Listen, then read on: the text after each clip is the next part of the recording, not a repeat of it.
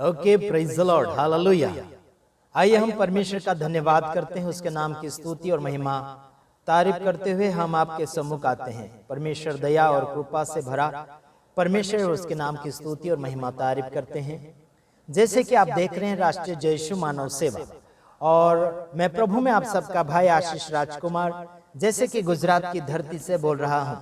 आप सभी का भला और आप सभी का विकास होना चाहिए, यही हमारी मनोकामनाएं हैं। भारत देश में बहुत तोड़फोड़ हो रहा है और नेता लोग भी बस देखते चले जा रहे, तमाशा देखते चले जा रहे हैं और कोई उसका खुलासा नजर नहीं आ रहा है। कावड़िया वालों ने बहुत ही लोगों के जीवन में अशांति फैलाकर रखी है और मारना तोड़ना बहुत इनका काम चर्चा के लायक हो चुका है। चर्चे के ऊपर चर्चा, यानी कि यहां चर्चा वहां चर्चा। यूट्यूब के ऊपर सबसे ज्यादा कावड़िया वालों का कारनामा का वीडियो वायरल हो रहा है।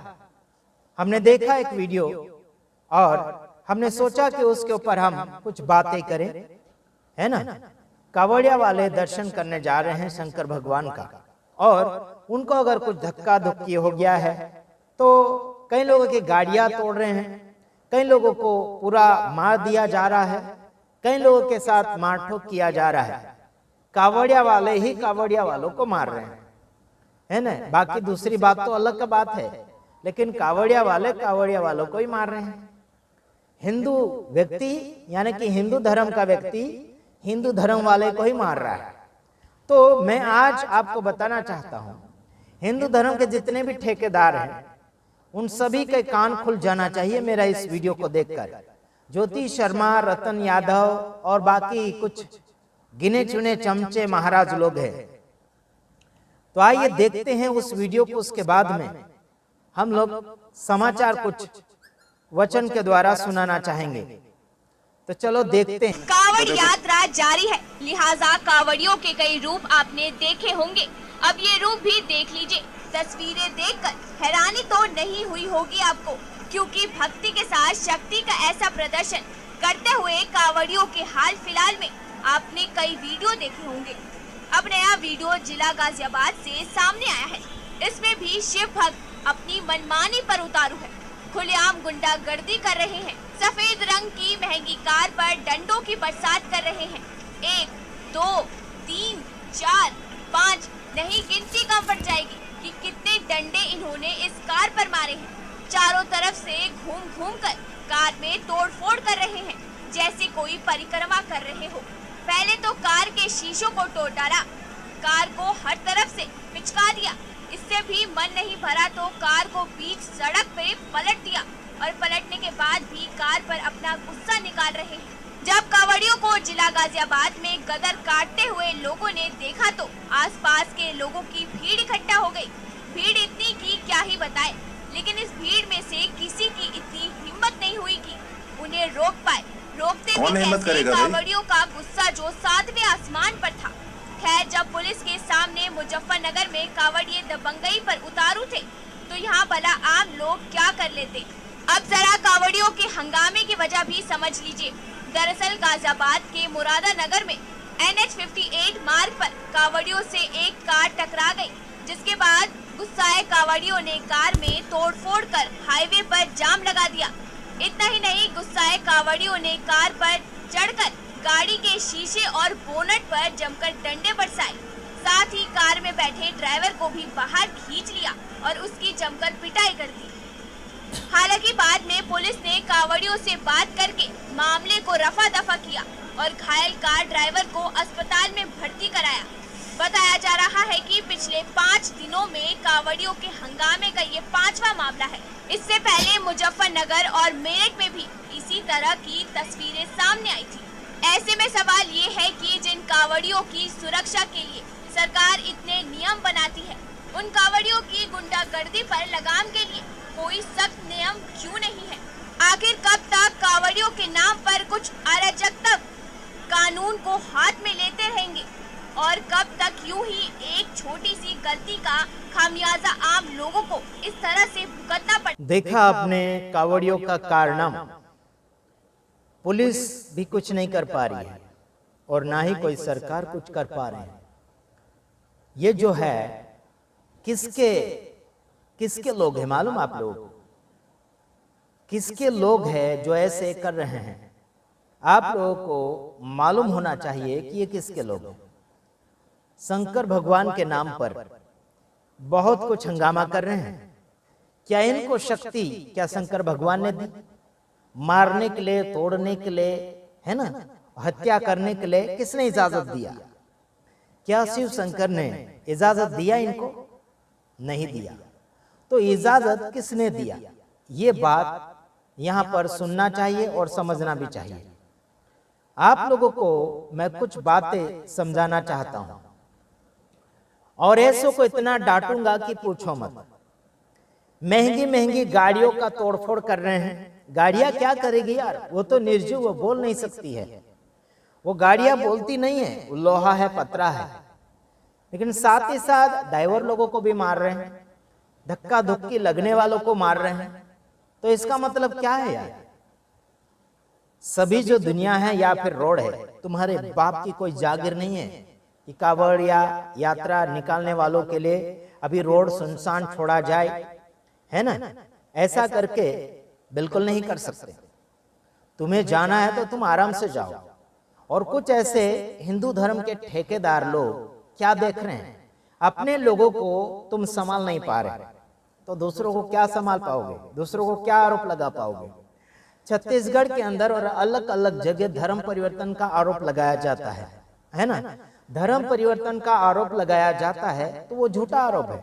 लेकिन अभी हम हिंदू धर्म के कुछ ऐसे ठेकेदारों और ऐसे भक्तजनों के बारे में सीधा आरोप लगा रहे हैं। खुद के धर्म वालों को ही मारना तोड़ना चल रहा है। भाई खुद के धर्म वाले का तुम इज्जत नहीं कर सकते हैं तो बाकी जो दूसरे धर्म में जाकर शांतिपूर्वक रह रहे हैं उनको क्यों भड़का रहे हैं? कई लोग ईसाइयों में जाकर शांतिपूर्वक अपनी जिंदगी को जी रहे हैं। तो हिंदू धर्म के कुछ ऐसे ठेकेदार है जो लड़ाई झगड़ा करने वाले हिंदू धर्म में वापस लेकर आ रहे हैं, है ना? लड़ाई झगड़ा करने वाले आतंकवादी, चोर और गुंडे लोग। मैं तुम लोगों को वचन सुनाना चाहता हूं, अभी सुनो।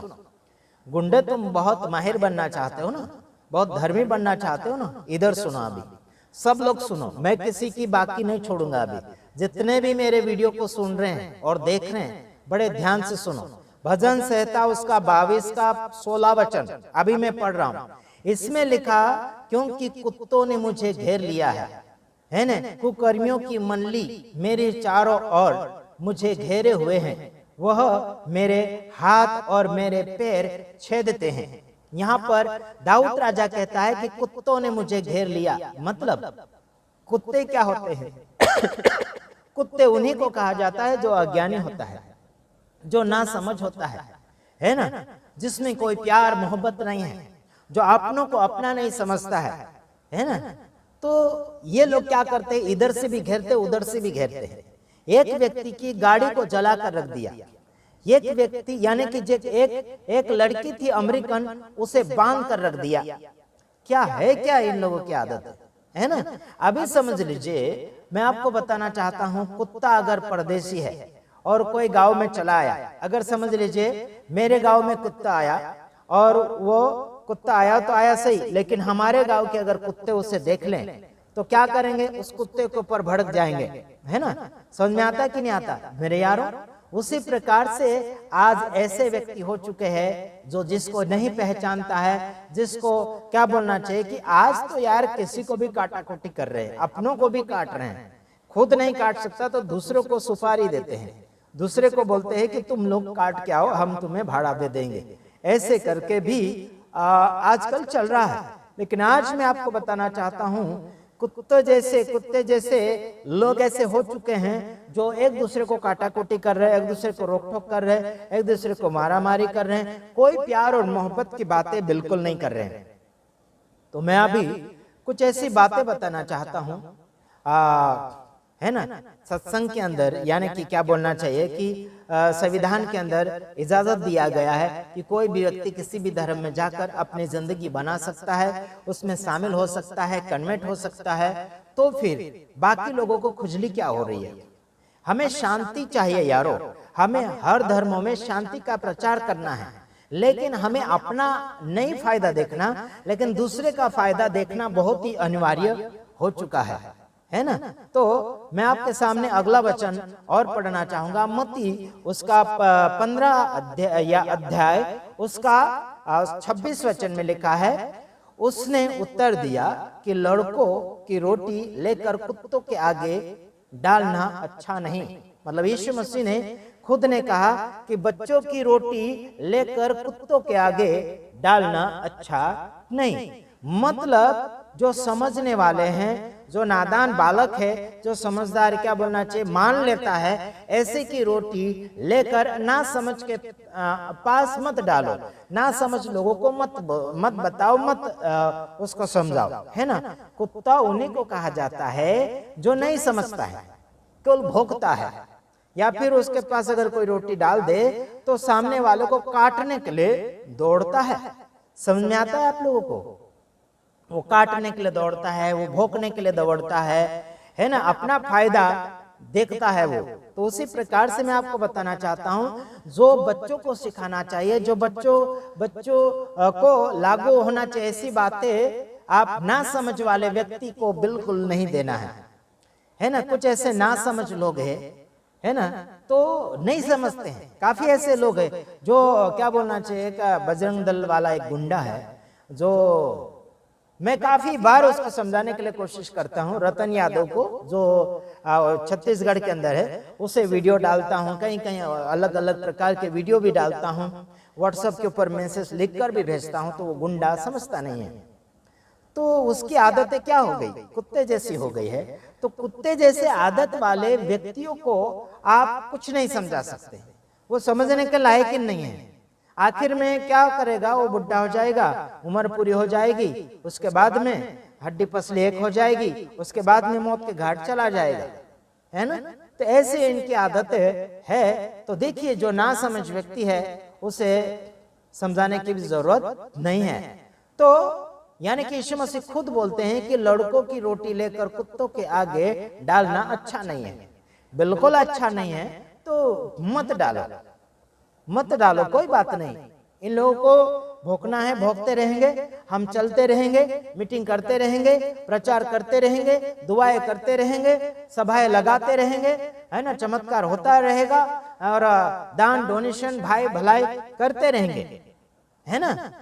हेलो, बच्चे जैसे, बच्चे को क्या करते, कभी थप्पड़ भी मार देते तो तुरंत वो अपना बन जाता है, तुरंत वो समझ जाता है, कभी मुंह मोड़ाकर या फिर नाराज होकर इधर उधर भाग नहीं जाता है, इधर उधर पाल्टियां नहीं बदलता है ना। माँ बाप तो माँ बाप होते हैं, वो बच्चा माँ बाप के पास ही वो लौट कर चला आता है। तो ऐसा मन वाला व्यक्ति हमको चाहिए, जो बच्चे के समान अपने जीवन को इस्तेमाल करता हुआ आगे की ओर बढ़ाता है समझदारी से। ठीक है, तो अगला वचन और मैं पढ़कर सुनाना चाहूंगा। दूसरा पत्रस उसका 2 अध्याय उसका 22 वचन, कि कुत्ता अपनी यानी कि छाट की और धोई हुई सुवर्णी कीचड़ में लौटने के लिए फिर चली जाती है।